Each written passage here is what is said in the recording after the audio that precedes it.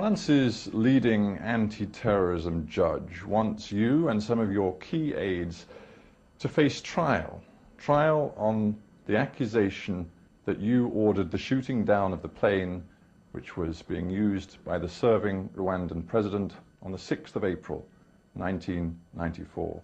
Are you ready to let justice take its course? I think there can't be justice in that particular case for various reasons. First of all, there is no basis whatsoever on which the people in Rwanda, leaders of Rwanda, people who fought to stop genocide, people who fought against the genocidal government and the forces, to be tried, and moreover be tried by anybody from France, when France is seriously implicated in the genocide of Rwanda. And we are very sure that this judge is not acting in any way with any sound legal basis. Well, this judge is more political than anything else. I suspected you would counter with charges against France, and we will talk about those. But I just want to remind you of something you said in a BBC interview in February of 2004, when you said, quote, "If anybody wants to investigate me or try me, I have no problem with that." So what's changed? Yes, if anybody acting on a legal sound basis is what I was talking about. You don't just have anybody coming up with wild allegations and accusing me and accusing I'm the president of Rwanda, I'm a Rwandese, I had a right, I had the basis for getting involved in the armed struggle to liberate my country from Habyarimana, from the government he was leading. I have been a refugee outside Rwanda for 30 years. But That's you why didn't I was have a fighting. right to shoot down his plane and to assassinate him. Well, I had a right to fight for my rights. But do you believe you had a right to assassinate him? No.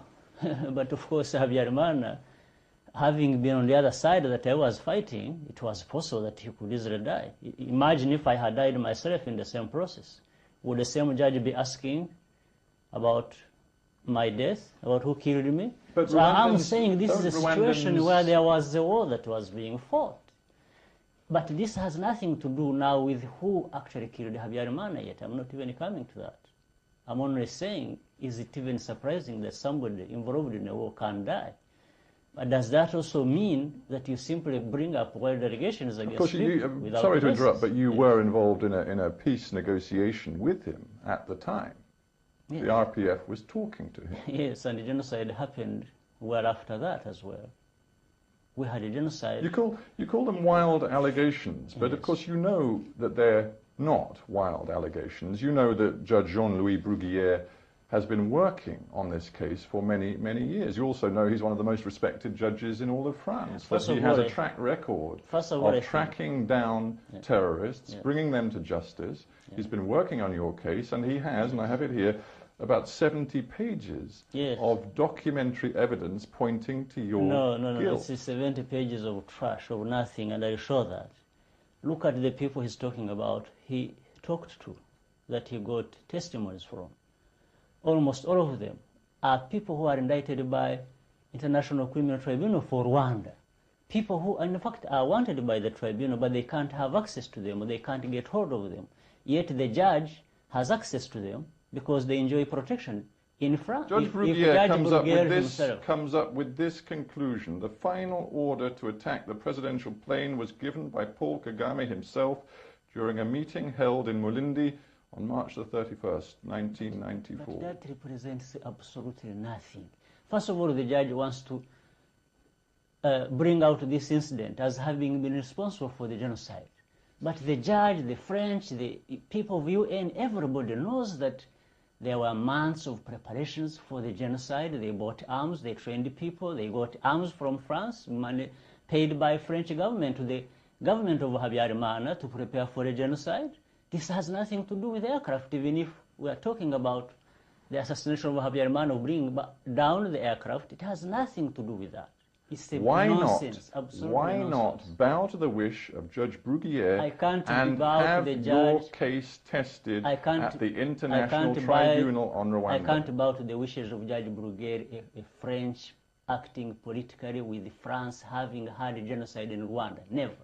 As you Doesn't know, make sense. Judge Bruguiere Just denies because he comes from absolutely France? any political involvement. He is an investigating he's- judge who specializes in anti-terrorism. Why doesn't he is investigate- not controlled by the French Why government. doesn't he investigate about the genocide and the involvement of French officers, armed officers, and the government officials in the genocide of Rwanda, if he's credible? I want to pick up that point very soon, but before we finish on your position, Yes. as a result of My these position is allegations, very simple. I will why state do it. you not, Yes. because you're so confident of your innocence, I am very confident. why do you not bow to For his various demand to reasons. have the case tested in an international court of I'm law? confident for various reasons. No, I understand you're One is confident, that but my there is question no- is simple. is- Why not accede to his wish Well, to have the there are case even- tested? There are even issues of principles here. The French judge has no right to judge me in my own situation in Rwanda. He's not in a saying he wants situation- to judge you, he's saying he He's wants to see judging you me before by an bringing international that tribunal. nonsense. Yes. First of all, why fabricate stories? I say that Rwanda This cannot is move contemporary. on This is nonsense. until Yes. the real responsibility for the assassination of the president of your country First in of all- 1994 is established. No. To First of all, establish this it, is- you need Yes, a the other trial. aspect then is that one. First of all, I'm not responsible for Habyarimana's death, and I don't care. I wasn't responsible for his security. He wasn't responsible for mine either. And he wouldn't have cared if I had died. I don't care that it happened to him. I was fighting that government. The government that made me a refugee for all those years, for which I had a right to fight back, and the judge wants to ask me why? But my No. question was There simply is no this: responsibility. how can There Rwanda is- it is all move on nonsense. and move forward until the It truth is has been moving on. established? It is moving on, irrespective of not knowing who killed Habyarimana, because it is not such a big problem as it is a problem for Rwanda to have lost 1 million people in a genocide in which France is indicted and this judge is silent about. So France, Bruguiere, have no right whatsoever to be making such a nonsense of our situation. And our people in Rwanda are making headway, they are rebuilding their lives, they are moving forward. I'm their leader, they elected me, and it is nonsense. You talk A few moments later. Another story of Rwanda's brutal history, documented in detail by journalist Judy Reaver in her book titled In Praise of Blood, The Crimes of the Rwandan Patriotic Front. Reaver's extensive research documents another mass slaughter, a second genocide, one carried out by Kagame's army.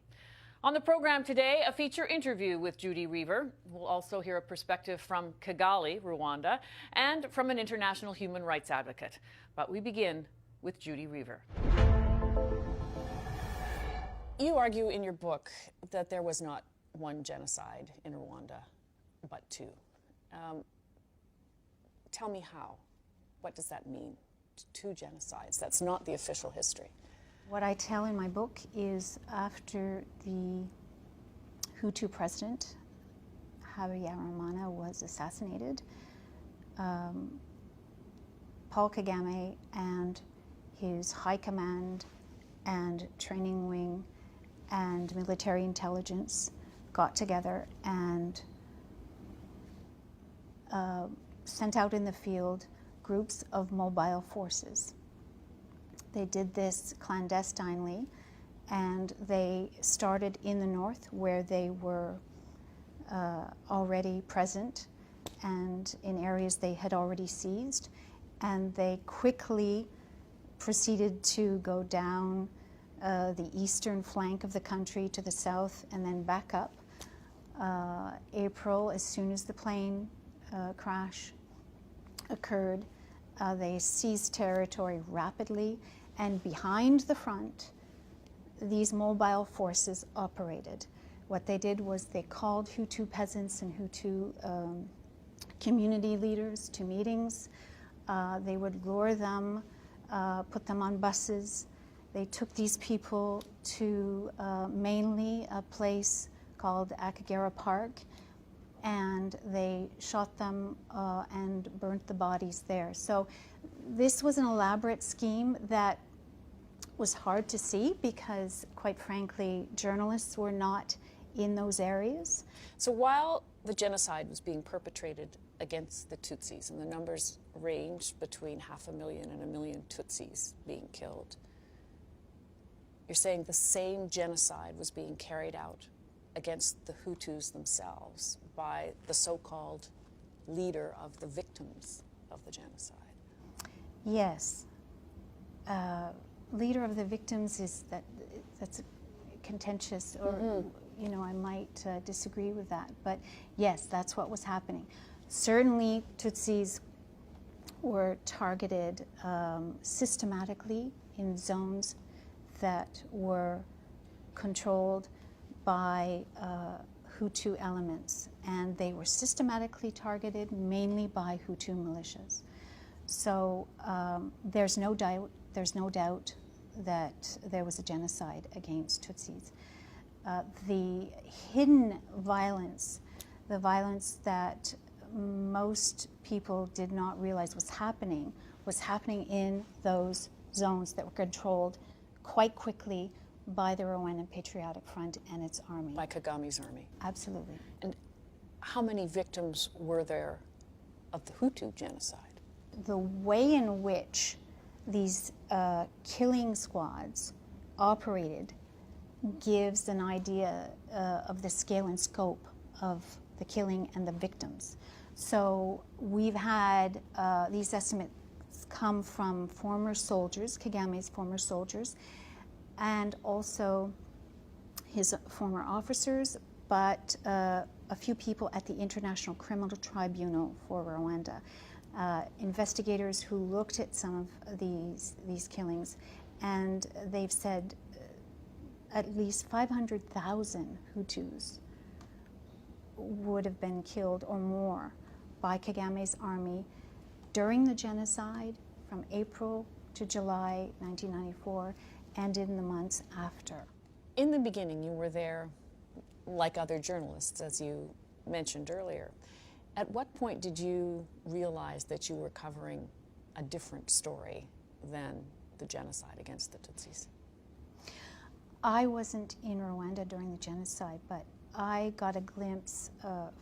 First of all, I felt that there was a baptism by fire regarding who the Rwandan Patriotic Front was and how they operated. I got a sense of that in Congo.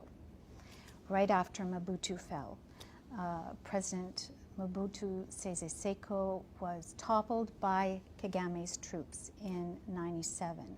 So I went there a couple of days after that overthrow, and I went into the Congolese jungle with humanitarian workers who were local Congolese.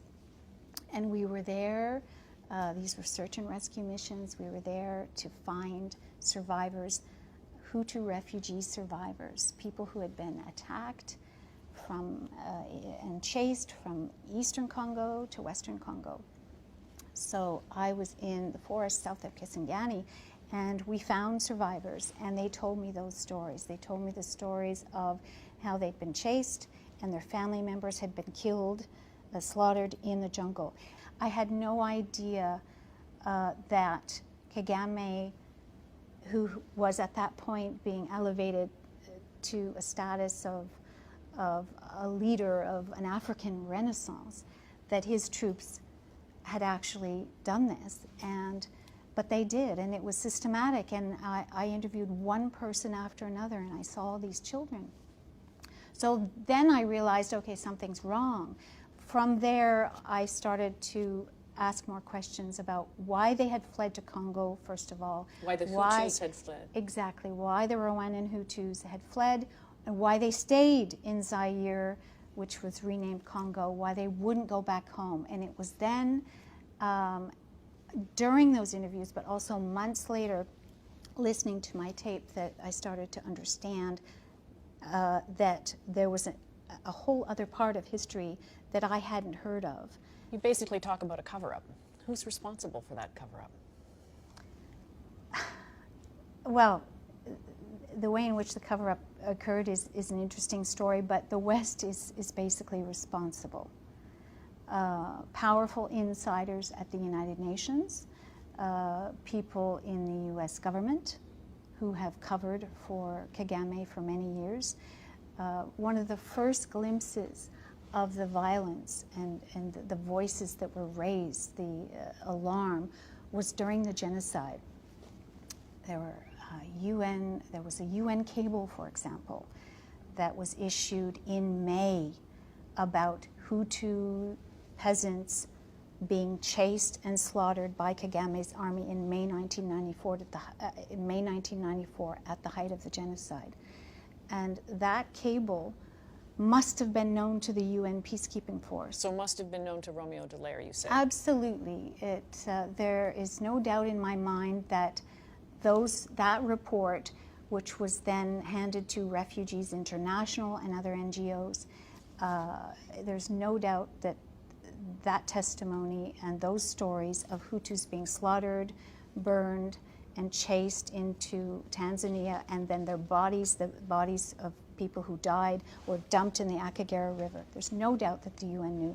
The tribunal, the Rwanda tribunal as well, you suggest had elements of this story but didn't investigate? Well, the tribunal was set up in the aftermath of the genocide to to investigate and try the most serious crimes. And obviously it was hard to investigate the crimes that Kagame's troops carried out while in Rwanda under Kagame's thumb, while his regime was consolidating power after the genocide. The UN needed to investigate what the Hutu génocidaires had committed, what crimes they had committed. And at the same time, they set up a clandestine unit to investigate the crimes committed by Kagame's troops. But that was hard to do that probe, so most of the achievements they made or investigations were actually when they got a hold of defectors who had fled to Uganda. So the best they could do was to interview these people who were fleeing from the regime, and they did do that. And they came up with A few moments later. You know how the current president came to be president? Recently, there have been a lot of rumors circulated by people who are ignorant politically that the refugees of Rwanda in Uganda would use Uganda as a base to come and attack Rwanda.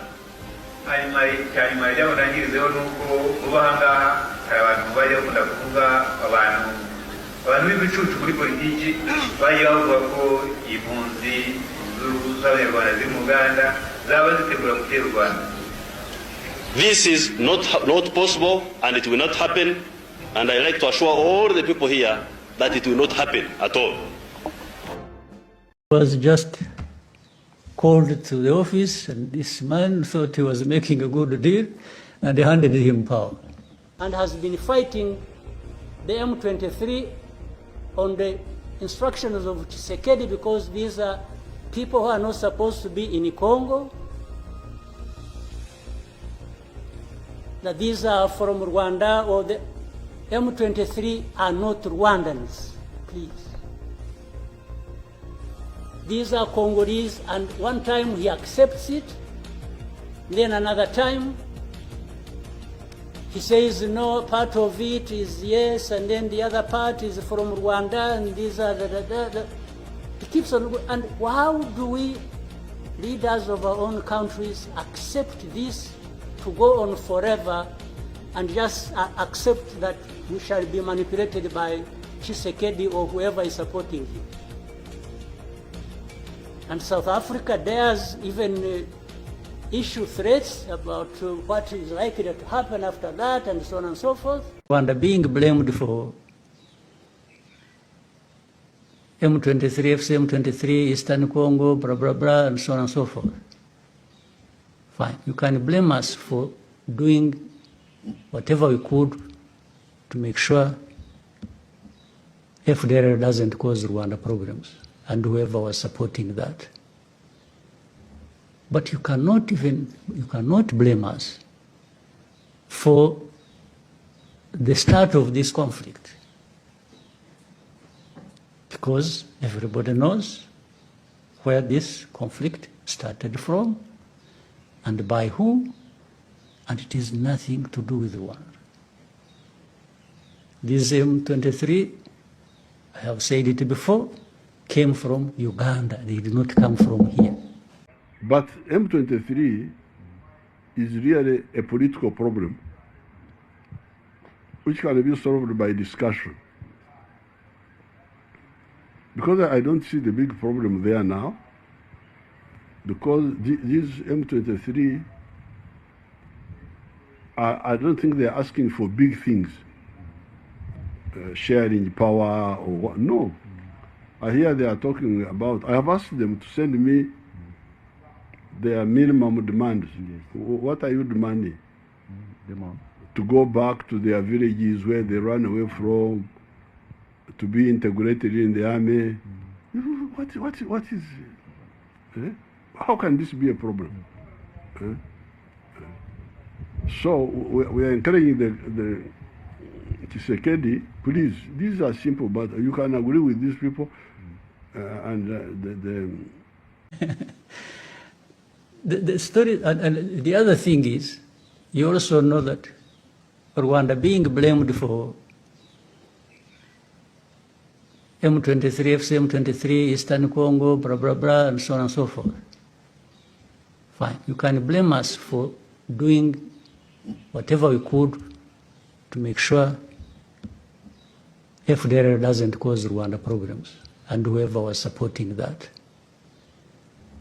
But you cannot blame us for the start of this conflict,